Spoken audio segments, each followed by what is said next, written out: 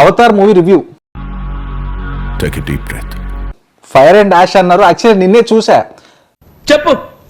చెప్పి తగలడు. Quiet honestly 3.5 గంటల తర్వాత బాగా నిద్ర వచ్చింది, పడుకున్నా.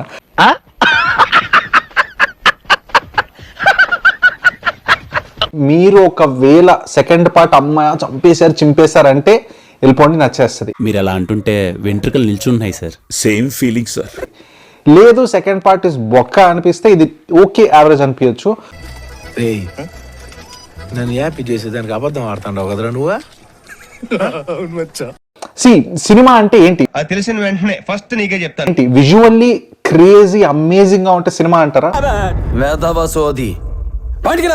నా దృష్టిలో విజువల్ ఉండాలి, సౌండ్ ఉండాలి, ఒక మంచి స్టోరీ ఉండాలి, అది ఉండాలి, దాంతోపాటు ఇది ఉండాలి, అది ఉండాలి, దాంతోపాటు ఇది ఉండాలి.